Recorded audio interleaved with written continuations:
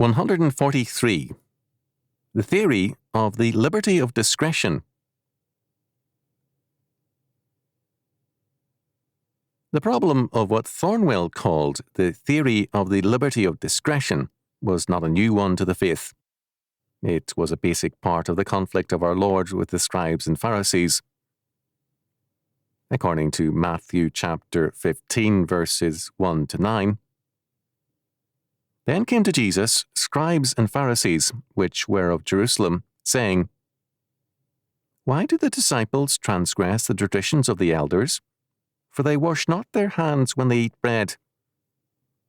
But he answered and said unto them, Why do ye also transgress the commandment of God by your tradition?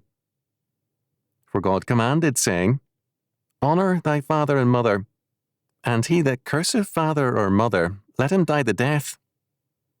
But ye say, Whosoever shall say to his father or mother, It is a gift, by whatsoever thou mightest be profited by me, and honour not his father or his mother, he shall be free.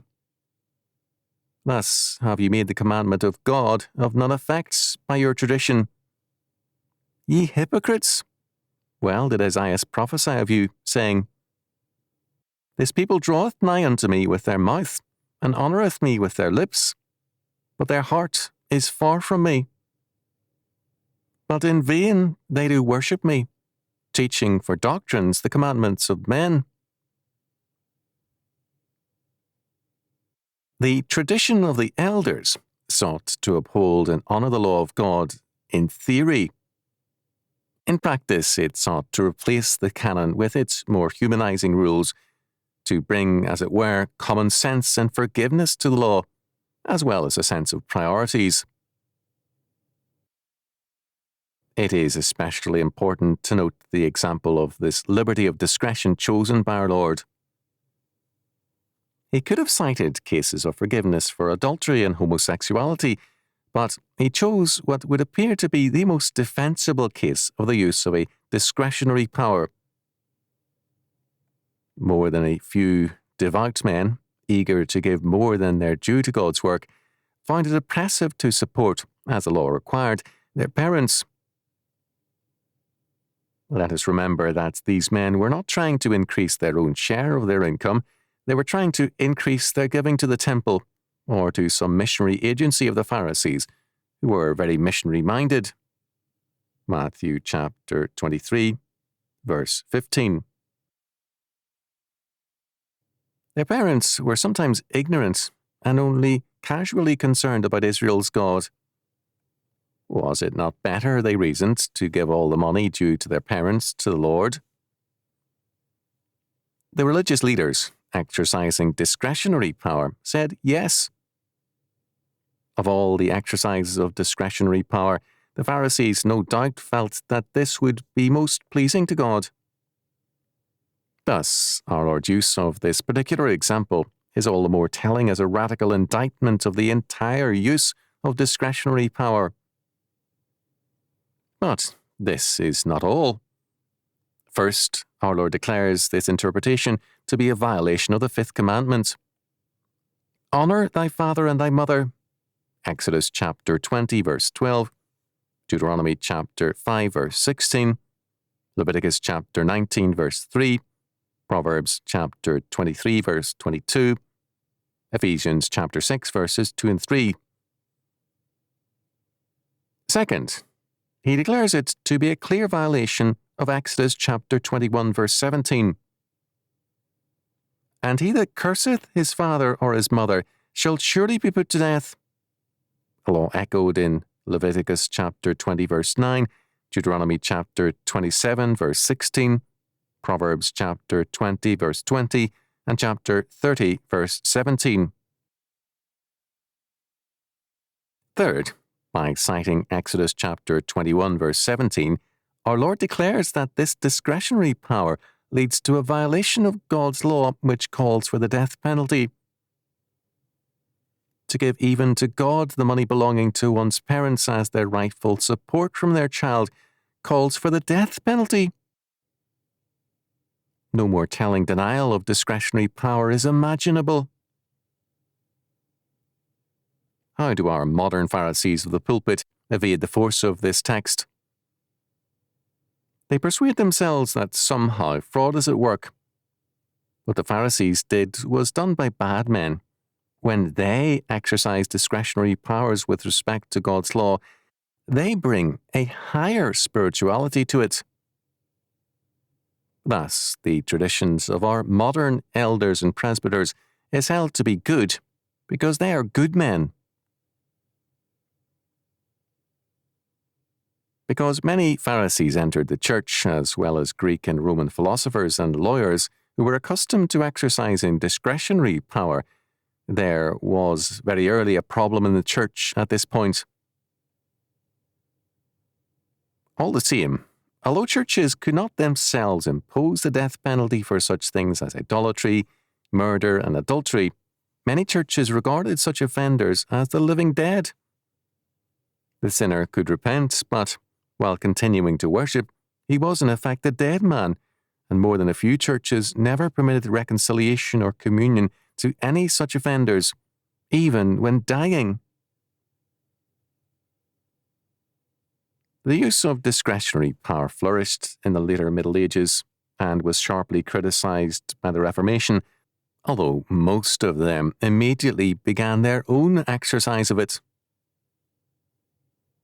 The Lutheran approach was, and is, whatever is not strictly forbidden is permitted. The Calvinistic approach was that only the specific work of God can warrant any practice. Again, however, this was quickly set aside, and the division in American Presbyterianism between Charles Hodge and J. H. Thornwell was with respect to discretionary power. The particular issue at stake was church polity. By and large, the position of Hodge has governed Orthodox and modernist branches of Presbyterian and Reformed churches. Thus, in essence, what Protestantism has objected to in Rome is the Catholic use of discretionary power, not to discretionary power per se in itself. The essence of tradition, whether with respect to Phariseeism, the Roman Catholic Church, Eastern Orthodox churches, and Protestant churches, is the liberty of discretionary power. The question is simply this: does man have the right to use discretionary powers with respect to the law of God? Our Lord is emphatic. The use of discretionary powers makes the commandment of God of none effect. Moreover, he declares that those who exercise it are, quote, hypocrites, end quote. They are hypocrites because they profess with their lips to honour God, but their heart is far from me.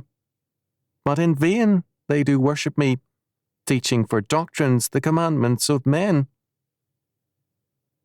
Need we wonder then at the impotence of the modern church? Sherman E. Johnson in The Interpreter's Bible tells us that verses 3 and 9 are beside the point. He concludes, Jesus seems to hold that it is the spirit of the law, or God's purpose in giving it, that counts, and not its literal interpretation. But instead of using legal methods to resolve a conflict of laws, he appeals to the average layman's conscience, which is capable of discerning right and wrong. Luke chapter 12, verse 57. But Johnson is a modernist, and such a wayward interpretation should not surprise us. He begins with the premise that Scripture is to be judged and assessed by man. Let us turn to a 19th century commentator who is still in print and is favoured by the Orthodox, David Thomas. Thomas summarized the rabbinic view of tradition thus: the criminality in the judgment of the scribes and Pharisees of transgressing any precept of the elders may be estimated from these sentences in their writings. The words of the scribes are lovely above the words of the law, for the words of the law are weighty and light, but the words of the scribes are all weighty. The words of the elders are weightier than the words of the prophets. The written law is narrow, but the traditional is longer than the earth and broader than the sea. The Jews compared the Bible to water, the Mishnah to wine, and the Gemara to Hippocras. Thomas continued in this vein. Protestants are very able critics of the Pharisees and Catholics, but not of themselves. He wrote with respect to the Pharisees of their hideous character as unmasked by their judge. We would expect him to turn the searchlight of the word upon his own camp, or to tell us clearly that no prophecy of Scripture is of any private interpretation. 1 Peter chapter 1 verse 20, and that, as our Lord makes clear, the Scripture cannot be broken. John chapter 10 verse 35. Instead, Thomas bypassed the fact of law and the plain meaning of the text to issue a pietistic appeal as the true meaning of Matthew chapter 15 verses 1 to 9. Using heart in the pietistic rather than biblical sense, Thomas concluded thus: Brother, in vain is thy theological creed, however scriptural its basis and philosophical its structure. In vain is thy ecclesiastical polity, however it may accord with the principles of the New Testament and be adapted to church edification and order. In vain are thy forms of devotion. Thy hymns may breathe seraphic piety, thy liturgies may be inspired, thy prayers may be fashioned after the great model prayer. In vain is the punctuality with which thou attendest to religious services, and the propriety with which thou dost join in the exercise of the great congregation. In vain all, and for ever in vain, if thy heart is far from God. In all thy religious engagements, thou art only sowing the wind, and thou wilt reap the whirlwind. Such writing and preaching is the essence of hypocrisy and dishonesty, not because its comments are false, but because they are unrelated to the text and they obscure it. Thomas made the commandment of God of none effect by his writing. From a very specific and precise text, he brought forth unrelated generalities.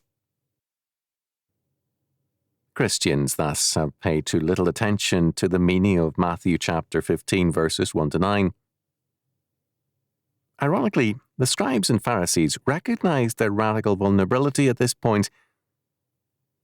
Our Lord's accounts of the perversion of the fifth commandment by their tradition led not to an abandonment of tradition or discretionary power as such, but to its application in this particular case. By the end of the century, the rabbis and lawyers ruled that no husband or wife could deprive the other of his rights by means of a vow, nor any children deny their parents of what God requires of children by means of a vow. The principle of discretionary power continued to govern them, but at this point, they recognized their vulnerability. Thus, in both Judaism and in Christianity, the doctrine of the liberty of discretion prevails, teaching for doctrines the commandments of men. Our Lord's judgment stands. Their heart is far from me.